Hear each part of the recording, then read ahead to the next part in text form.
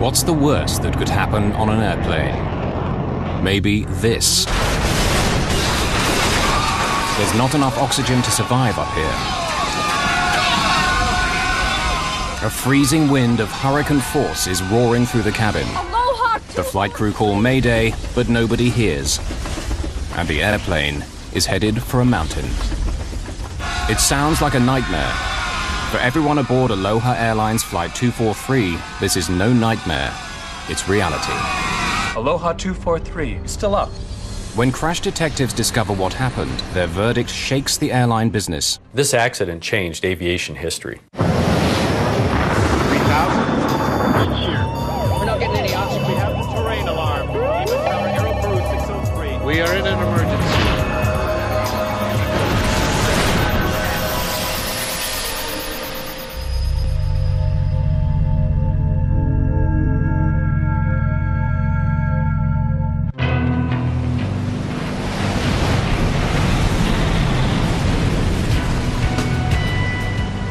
Some people choose to trespass in that narrow space between life and death.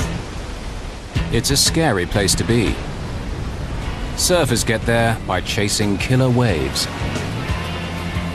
Just occasionally, fate puts ordinary people, not just thrill seekers, into that same deadly zone, where life hangs by a thread.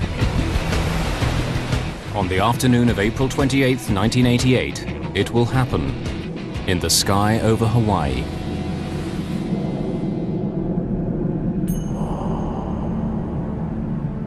At 1 p.m., Aloha Airlines Flight 243 is preparing to depart. A Boeing 737 is on the tarmac at Hilo Airport on Hawaii's Big Island, the southernmost of the Hawaii chain. Flight 243 will be just a 35-minute hop to Honolulu on the island of Oahu. Serving the islands means that Aloha works its airplanes hard. They make short flights, but plenty of them. This airplane has been shuttling between the islands since early morning. It'll be its 9th flight today. For the flight crew, it's a routine they've followed for many years. Aloha 243. Roger. We're anticipating. Captain Bob Schornsteimer has been flying for 11 years with Aloha Airlines. Roger. His first officer, Mimi Tompkins, is hoping for promotion to captain after almost 9 years with Aloha. Did you hear any more about... Each of the flight attendants has a long service record too, but none so long as Clarabelle Lansing, known to everyone as just CB. Well, Mr. Kiner, welcome. Always good to see you, CB. You fixed some good weather for us. Smooth all the way. You bet. She's been flying for 37 years, since before the days of the first jet airliner. Let me help you with this. Oh, yeah. CB is the boss in the cabin, first flight attendant. Michelle Honda, a 14-year veteran, is number 2. Jane Sato Tomita has served 19 years. This is one of the most experienced crews you'll find, in an airplane that's been crisscrossing Hawaii's islands safely for 19 years. Circuit breakers. It's made more than 89,000 flights. On this day, only one other 737 in the entire world beats that record. Checked. Passengers have no reason to doubt they're in safe hands. Until one passenger, Gail Yamamoto, sees something that makes her pause. But what is it she's concerned about?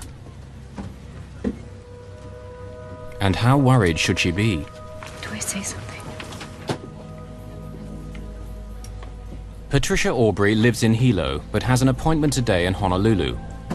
At first, she opts for the very front of the airplane, in row 1. But somehow she feels uneasy and decides to move further back. She chooses a free seat in row 17.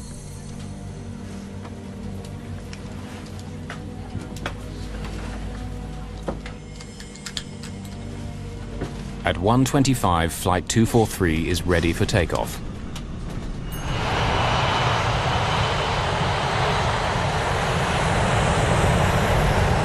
This airplane often rattles and shakes on takeoff and landing, but it's something the crew and regular passengers have grown used to. What's there to worry about?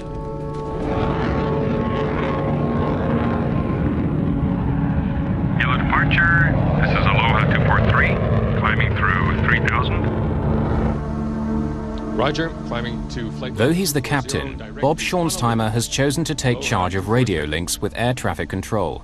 It's Mimi Tompkins who'll fly the plane to Honolulu. Most of the flight time is taken up in climbing to their cruising altitude. It'll take 20 minutes to climb to 7,300 meters.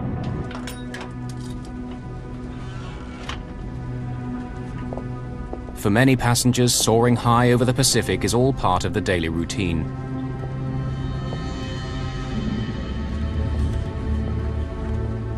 People like salesman Howard Kitaoka in row 5. He makes this trip often.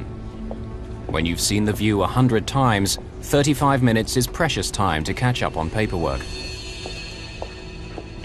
The flight's so short that the attendants serve drinks while they're still climbing. They can move around, but the passengers are still strapped in. It's 1:45. 20 minutes into the flight, the aircraft is at cruising height. Honolulu Center, Aloha 243, leveling off at 240. The crew relax. See, where's that National Weather Service weather station out here? Is that in the old tower? In perfect flying weather, everything is following the familiar pattern. Do they?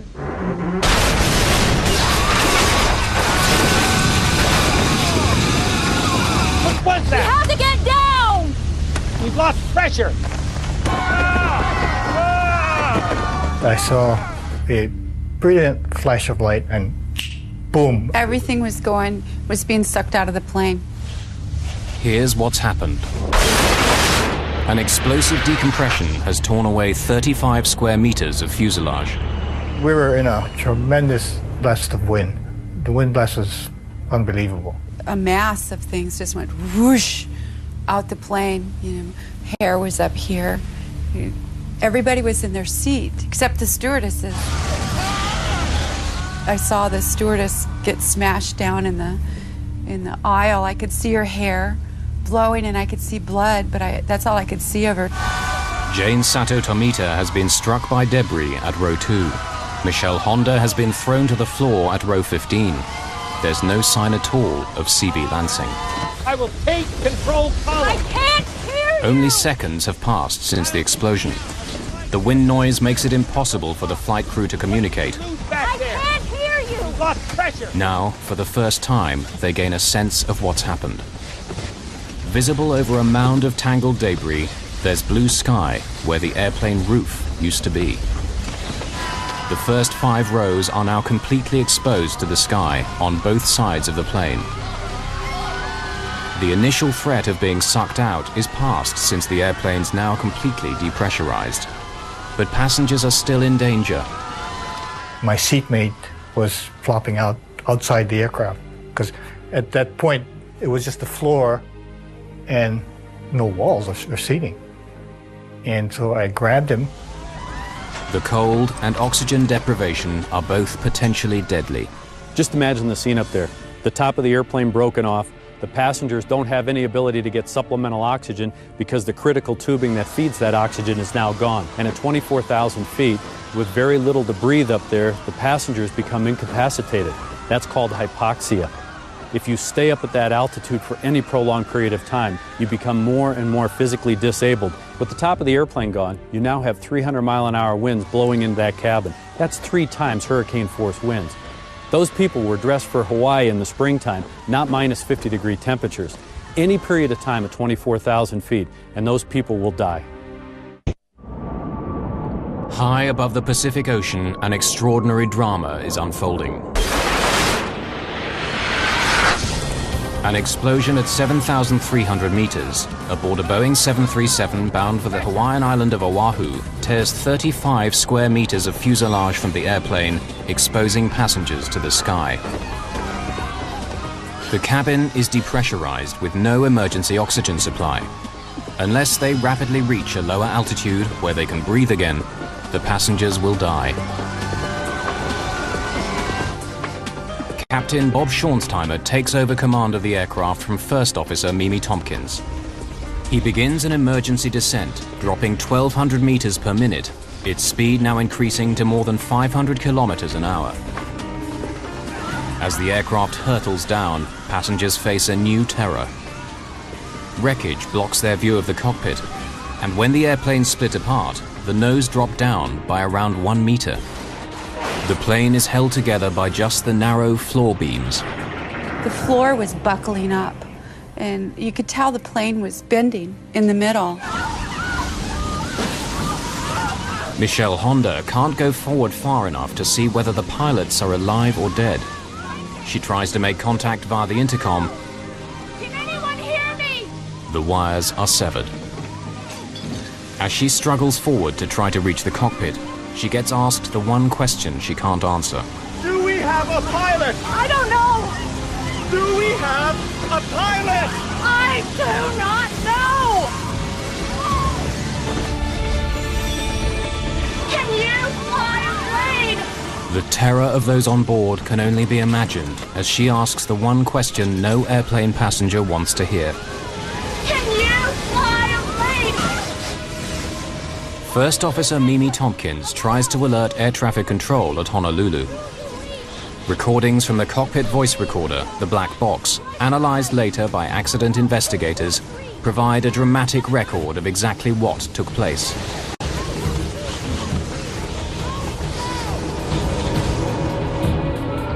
The nearest place where they can try to land is the island of Maui.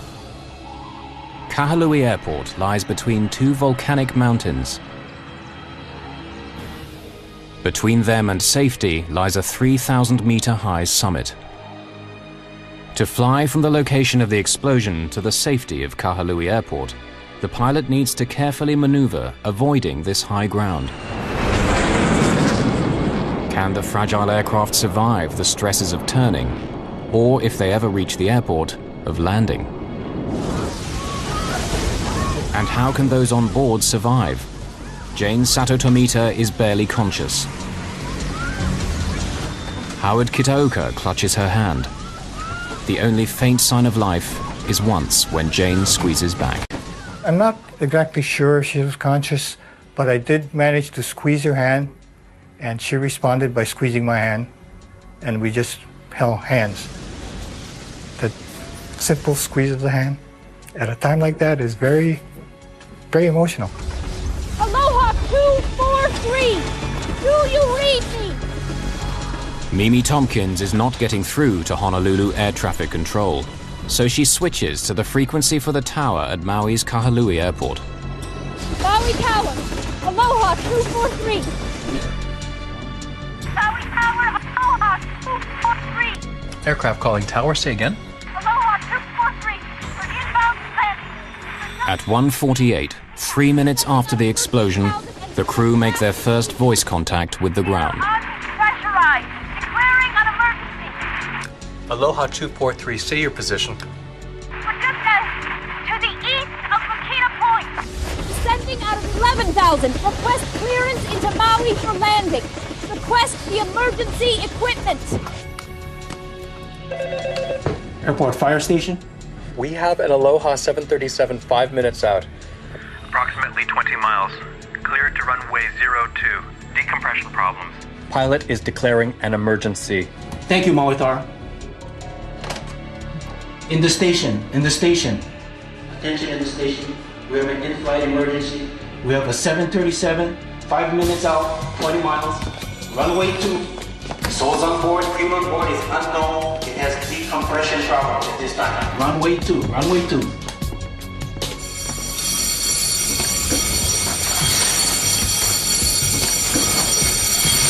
Aloha 243. Okay, the equipment is on the field. It's on the way. At 3,000 meters, flying west of the mountain, the pilot slows the aircraft and as gently as possible begins the right-hand turn towards Kahului. Passengers sense that someone must be in control of the aircraft. I've had some training as a pilot, and we were wings level. It wasn't in a dive or a roll, it was wings level. At that moment, I thought, we have a chance. Meanwhile, those on the ground are unsure about what kind of crisis they're facing. It's a small airport. An airliner in trouble will test the fire crew's experience. For the air controller, it's hard to hear the airplane at all. Just to verify again, you're breaking up. Your call sign is 243. Is that correct? 4 minutes after the explosion.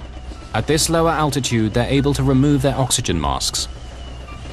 With their speed having dropped to a little over 380 kilometers an hour, the wind noise decreases just enough for them to hear one another. Do you want me to call for anything else? No. Aloha 243. Looks like we've lost a door. We have a hole in the left side of the aircraft. But the tower can't hear this new information. They've lost contact with the aircraft.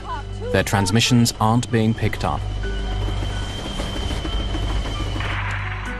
Aloha 243, you still up? Is this a radio malfunction or something worse? Aloha 243. Hearing nothing from the stricken aircraft, the controller fears the worst. Aloha 243. Aloha 243, you still up? Aloha 243, if you still here, please Ident. Affirmative. Aloha 243, roger. I got your ident straight away. Cleared to land, wind 040 at 20 knots. Communication is restored, but the crew's ordeal is far from over. Cabin, do you hear? Now Mimi Tompkins tries to contact the cabin by intercom, but there's no response. Well, the crew doesn't really know what's going on behind them. The airplane is still flying. The captain now has to maintain his focus on flying that airplane, but he doesn't know what real damage exists behind him. Tell him we'll need assistance to evacuate. Right. Maui Tower, Aloha 243. Can you hear me on tower frequency? Aloha 243, I hear you loud and clear. Go ahead. We're going to need assistance. We can't communicate with the flight attendants. We'll need assistance with the passengers when we land. Okay, you're going to need an ambulance, is that correct? Affirmative. During the descent, passengers experience moments of pure terror. The plane kept vibrating and shaking, and the luggage racks were falling in, and there was electrical wires flying around zapping, and pretty much pandemonium, but it looked like the plane was ripping in half. And suddenly, there's a new problem for the flight crew to handle. Just like manual reversion. What?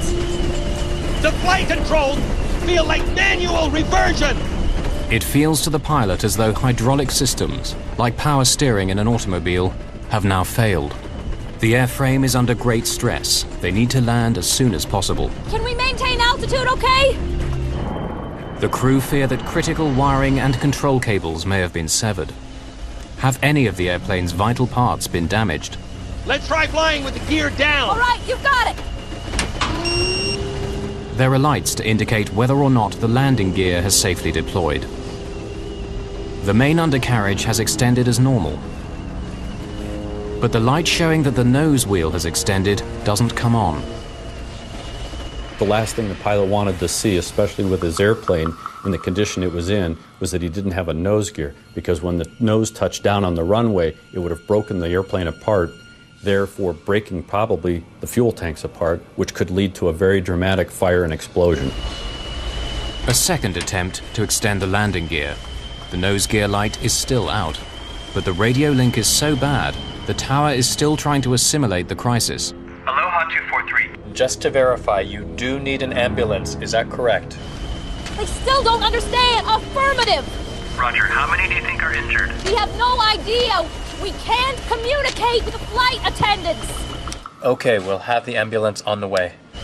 There's a possibility that we won't have a nose gear. Now Bob Schornsteimer has to make a critical decision.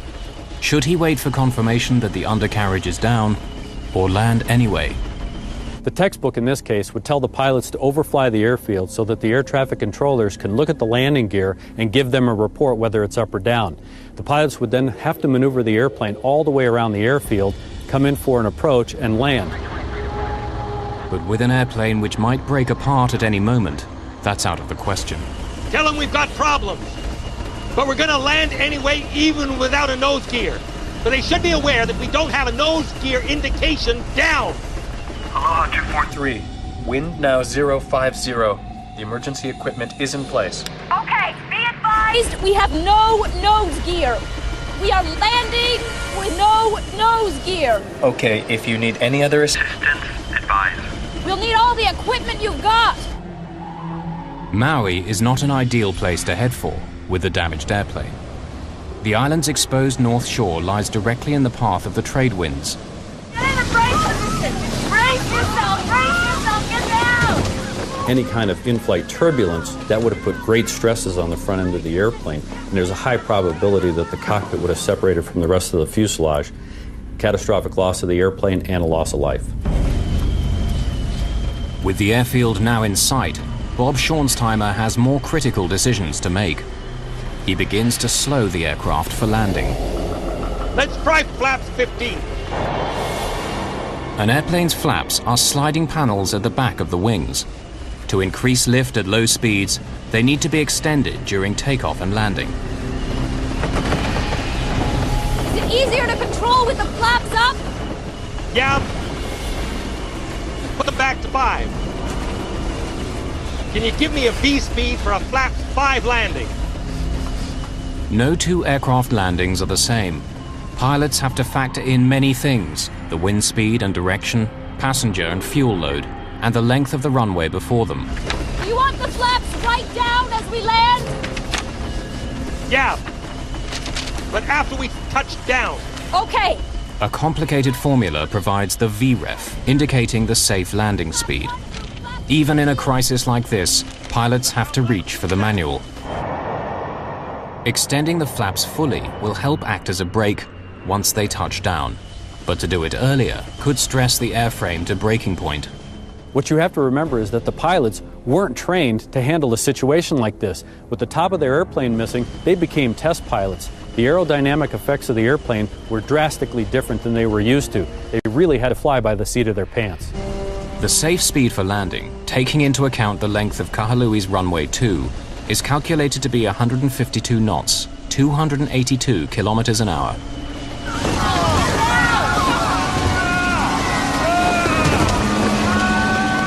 As the airplane slows, it becomes much harder to control. And so the pilot has to make another crucial call. Speeding up to keep control means he'll hit the runway faster than he should. He gambles that the higher speed landing is still the best option. Our approach speed, I felt, was hot. I mean, we were coming in hot. I don't know, don't ask me how many miles an hour it was, because I don't know. But from other landings, we were coming in fairly hot. Crash rescue teams prepare themselves for a worst-case scenario. At high speed and without the nose gear, a crash landing followed by a catastrophic fuel fire now seems inevitable. Under these conditions, the lack of a nose gear could have been a death sentence for everybody aboard this aircraft. In the 12 horrifying minutes since the explosion, some passengers are convinced they're not going to make it alive. I thought he was going to go in the water, and I was eaten by sharks. And then we saw the mountain, and I didn't think we were going to make it over it. I just knew we were going to crash into that mountain. And then when we could tell, we could see the airport, and then, you know, then I burned to death because the plane blew up when we hit the runway. Suddenly, the news the pilots have been praying for. The gear is down. Inform Kahului Command, the gear is down. Okay, thanks. Aloha 243, just for your information, the gear appears down. The gear appears down. Want me to go to flaps 40? Help you? No, on the ground.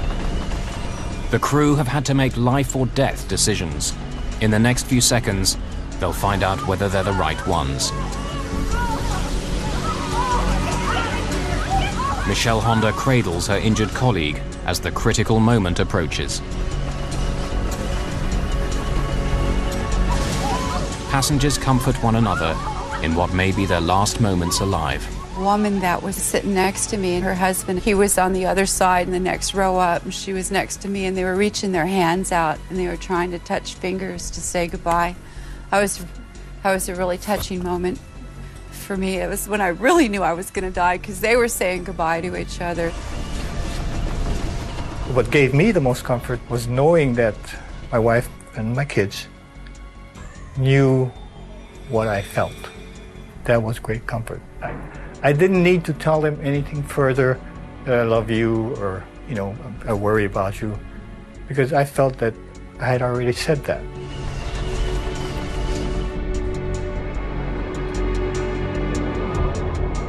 Though the forward undercarriage has extended, the crew still can't be certain whether it is locked in place or whether it'll collapse on landing. If it doesn't hold firm, 40,000 kilos of airplane traveling at close to 320 kilometers an hour will smash nose down onto the tarmac.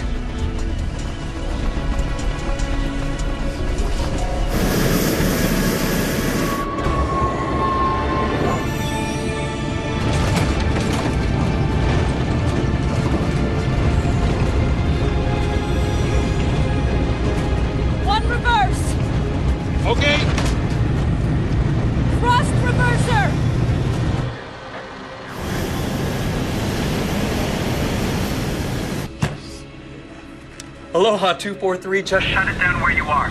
Okay. Everything's fine. The gear did it. The fire trucks are on the way.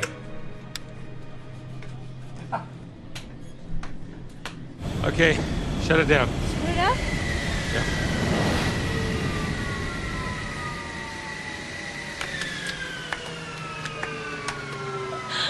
Oh, God.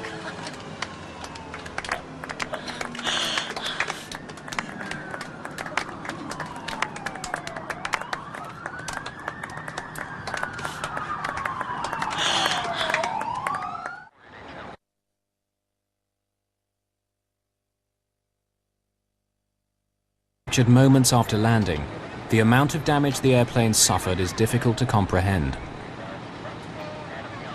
An emergency evacuation of passengers who escaped injury has just been completed.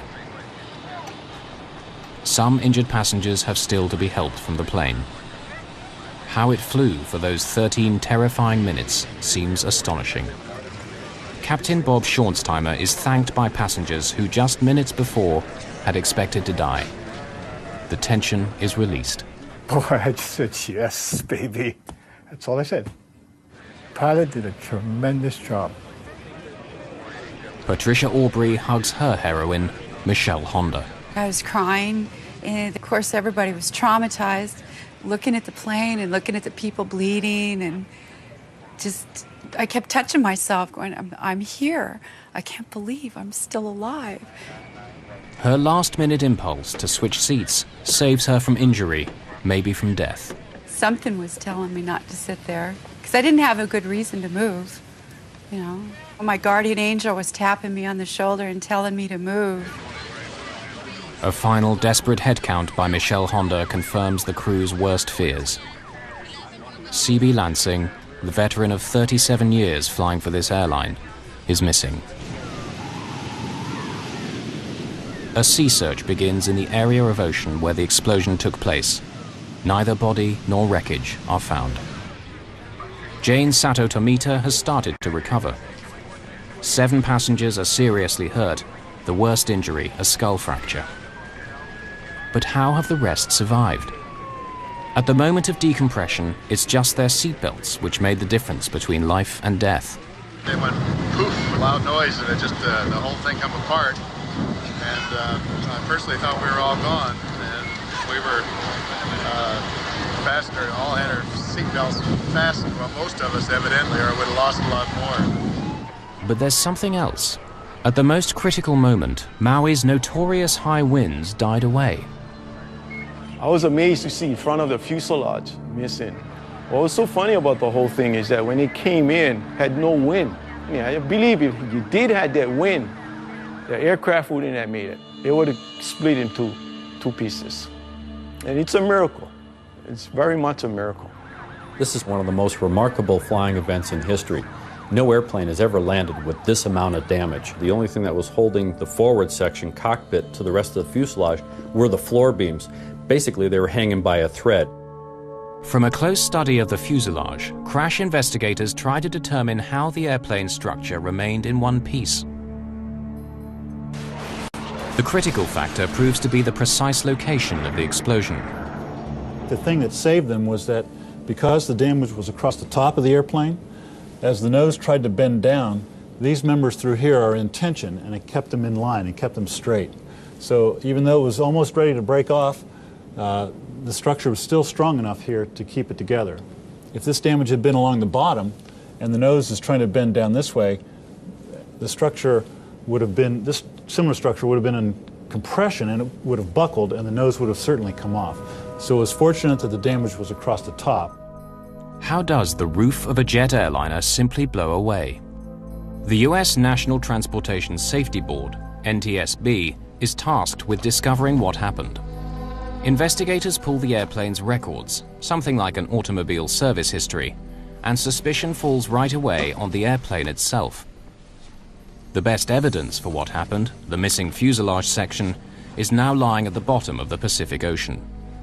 But by carefully piecing together the clues they do have, investigators hope to solve one of the most spectacular accidents of all time. In the 38 years since its launch in 1967, more than 5,000 737s were sold. Somewhere in the world, a 737 takes off every 5 seconds. The accident airplane was number 152 off the production line, delivered in May 1969. The airplane was designed for a 20-year service life and 75,000 flights. This one had exceeded that number, though many were of short duration. Its fuselage was under constant stress because of pressurization. The fuselage of the airplane is actually breathing. It expands and contracts depending on altitude. When it's on the ground, it's in a contracted status. When it's at altitude, 24,000 feet, the fuselage expands. So the airplane is constantly cycling. That's pressurization. That will weaken the structure over a long period of time. And given the history of this airplane being a very high cycle airplane, that probably had something to do with weakening the structure of the fuselage. With thousands of 737s taking to the skies each day, investigators need to be certain what made this one burst apart. In Washington, D.C., Jim Wildey is one of the NTSB team who worked the case. His expertise as a metallurgist proves crucial. I got a call about 2 in the morning, in the middle of the night, from my boss, and there had been an accident in Hawaii. They were putting the team together. I hopped on a plane and went to Hawaii. He takes samples from the remaining fuselage and back in the lab discovers something barely visible to the naked eye. Hairline cracks like this, beside the holes where rivets had been. Figuring out how those cracks came to be there means going back to basics, to the way the Boeing 737 was put together. Airplanes are built from many separate panels. Where they overlap, they're bonded together by a powerful adhesive known as epoxy. Rivets hold the panels tight together while the epoxy sets hard. On the Aloha airplane, there's telltale discoloration inside the overlapping joints. Here is the vital clue. You can see now where the dark material is the epoxy that was used to bond the 2 layers of the lap joint together. The white material you see here is corrosion damage of the aluminum fuselage skin. So the original intent was that the stress that's trying to pull one skin away from the other skin piece, the stresses would go through the bonding and not through the rivets. Of course, as this thing becomes disbonded, now the rivets themselves are loaded, and especially this top row of rivets, and this is the row of rivets we think that had the fatigue cracking in it that led to the eventual opening of the roof structure on the Aloha 737 airplane. The files reveal that Boeing warned airlines, including Aloha, of problems with some early 737s. If the epoxy isn't applied at exactly the right temperature, if the panels have moisture or dirt on them, the bonding can fail. In warnings and service bulletins, some issued over 15 years earlier, Boeing spells out the danger. The Hawaii climate with humid and salt-laden air helps corrosion to occur. But instead of grounding airplanes for a nose-to-tail examination, Aloha has inspectors make occasional checks, often at night, when those on duty are least alert, working under artificial light. Those tiny cracks escape detection. These cracks go unrepaired, and now you have an airplane that is a ticking time bomb. There are other problems. Boeing's service bulletins and what are called airworthiness directives issued by the Federal Aviation Administration are often difficult to understand. Airworthiness directives are very complex and read like a legal document. Aloha needed to have someone who could read that document and interpret it into plain English for the mechanics, the wrench turners. That never happened. An airplane that has been worked so hard, serviced by mechanics who don't fully understand the briefings, is a recipe for disaster. Investigators now believe they know why the airplane burst open, but they don't yet know how. I was flying back from Hawaii to Los Angeles, and while I was in the air, I got a message that that we needed to interview this passenger who had apparently seen a crack as she was getting on the accident flight. You saw something as you got on this airplane, which you pointed out to your roommate. Cynthia Johnson. Yeah, Cynthia. Talk me through it. What did you see? What I saw was to the right of the door where the paint was white. Well, it was a crack. It was like not a hole exactly, but the metal on top had come away from the metal below. I was going to tell the flight attendant, you know, but they were busy and we had to take our seats. Oh yeah, and you figured, you know, they know what they're doing. It's their airplane. I didn't want to make a fuss or anything. No, absolutely.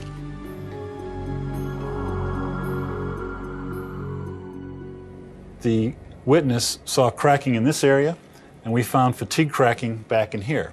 So this is the line where the fatigue cracking joined up. One piece came down this way and folded off, and the other piece went across the top and came off to the right side. But something still doesn't make sense. Boeing designed the 737 and other of its aircraft so that this should never happen. Every 10 inches along the airplane are what are called tear straps inside the fuselage to strengthen it. If a tear begins, it should only reach the next strap before shooting off at a 90-degree angle. Though there's a hole in the aircraft, it acts like a safety valve. The purpose of the tear strip is to confine any kind of rip or tear in the fuselage skin to a 10-inch square, basically. If you allow it to propagate beyond this 10-inch square, you could then compromise larger sections of the fuselage and cause a blowout. The 10-inch square allows a controlled decompression and confines any structural damage to a very small area. So why has the safety valve failed here? The NTSB believe there were so many cracks in the fuselage that they simply joined together, running right through the tear straps. The Aloha airplane was kind of unique in a couple of ways. The way it was operated was with very short flights, so you had large numbers of these pressurization cycles, and stress was going on and off on these rivet locations. And secondly, with the disc bonding, all this stress is now going through the rivets, and that led to the linking up of these cracks and then the roof coming off the airplane. But is that the final answer on what happened to Flight 243? A new theory claims to shed fresh light on those dramatic events.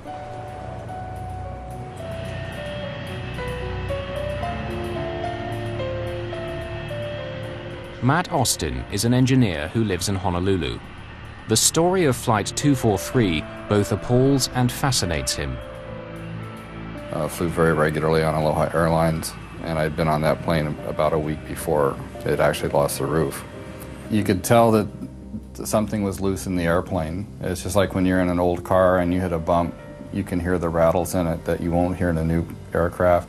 In this case, when the aircraft landed, there would be noises and rattles you wouldn't hear on the newer aircraft. He begins his own investigation, scrutinizing the 4,000 pages of evidence and photographs gathered during the official inquiry. I am an expert in explosion dynamics and how pressure vessels explode, what causes them to explode, which way the cracks run as they're coming apart. In the case of the Aloha accident, the main focus from the aeronautical industry was they were looking at it as an airplane structural failure, whereas I analyzed it from the point of view of a pressure vessel failure. As he reviews the evidence, one question keeps recurring. Why is CB Lansing sucked out of the aircraft and not her colleague Jane Sato Tomita? Jane was further forward than CB at the crucial moment. Jane was at row 2. CB was at row 5. The NTSB believes the roof separation began near row 3. Passenger testimony gathered shortly after the incident suggests that CB Lansing was sucked upwards and to the left, but not forward. I was on the aisle, on the right. So I look up from my magazine, I see a pair of legs go up and out on the left, just back of first class. From where I was, if the nose was 12, this is at 11, yeah? Forensic evidence suggests another possible scenario. Michael Sweet, an ex-cop, is now a specialist in blood spatter analysis. By studying bloodstains at crime scenes, he can help put a killer behind bars or free the innocent. He examines official photographs of the 737 fuselage. This is a large photograph of the left side of the airplane. The front would be in this location. There's what we suspect to be a bloodstain pattern on the right beside the window, right here. Could this bloodstain be where CB Lansing's head impacted with the outside of the fuselage? The analyst believes so. Well, the fact that there are bloodstains on the side of this airplane suggests to me that the blood source in this case was momentarily trapped when it came into contact with the side of the airplane. If the flight attendant in this case was ejected outside of a gaping hole, I would expect her to disappear almost immediately and not leave any bloodstains on the side of the airplane. This analysis suggests only that she was trapped, but without explaining how or why. Matt Austin believes he has the answer. On April the 28th, 1988, a Boeing 737 owned by Aloha Airlines in Hawaii suffers an explosive decompression in midair. Amazingly, it lands safely with the loss of one crew member. Investigators blame metal fatigue due to poor maintenance. But a new and controversial theory has emerged, challenging at least part of the chain of events. What if a safety hole has opened up as it was designed to do, but directly above the flight attendant? Matt Austin believes CB Lansing is sucked into the safety hole, momentarily blocking it. All of the air that's trying to escape has no place to go, so it built up a huge pressure spike, and that's what blew the roof off the top of the airplane. What he's describing is known as a fluid hammer. In scientific terms, air is fluid, as is water. Here's a simple demonstration in a bathtub. The water is in fact escaping through the drain. As we move the drain plug back down toward the hole, it will immediately slam shut and create a force, which is a simple example of a fluid hammer. He believes this phenomenon, on a giant scale, caused the accident. It's very tragic, but if we don't look at the forensic evidence that's left, then we won't understand exactly what caused the explosive decompression and possibly prevent a future occurrence. The NTSB say that the fluid hammer theory is valid scientifically, but for them the evidence still points to something simpler, a virtually simultaneous failure in the airplane's many weak spots. The safety board's investigations are never really closed. We always would take into account any new information that comes out. I believe in the case of the Aloha accident, we have not changed our probable cause, and we still are sticking with the probable cause as we determined back in 1988. Since the crucial physical evidence was never found, what happened on board at the precise moment of explosion will probably never be known. Aloha Airlines management took most of the blame for their poor maintenance regime. The NTSB demanded that the Federal Aviation Administration do a much better job enforcing maintenance standards.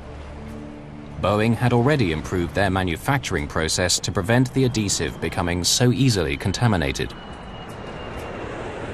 What happened on Flight 243 made flying safer. Soon after, Congress passed the Aviation Safety Research Act.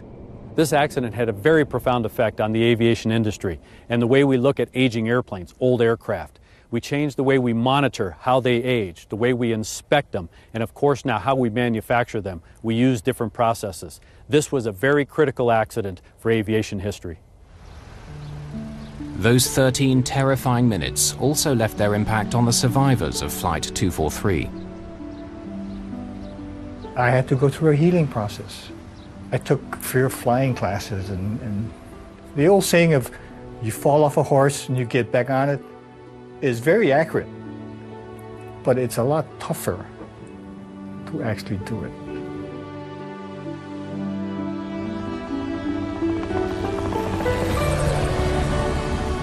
Patricia Aubrey had to find a way of dealing with the memories also. Her way was to revisit the same piece of airspace where the terror unfolded. I would go flying with my psychologist. You go through what they call desensitization, where you confront your fear and you just do it so many times that you can do it without having a bad reaction. Before that happened, if something bad happened to me, I'd go, I hate life. But I don't hate life. I can deal with it. Bring it on. I'll take care of it. I'd much rather be alive. There's one further legacy of that fateful day. The ocean never did surrender the body of C.B. Lansing. Instead, a memorial garden honoring the veteran flight attendant was planted at Honolulu Airport, beneath the big Hawaiian sky where she spent the better part of her life, and where it was so suddenly ended.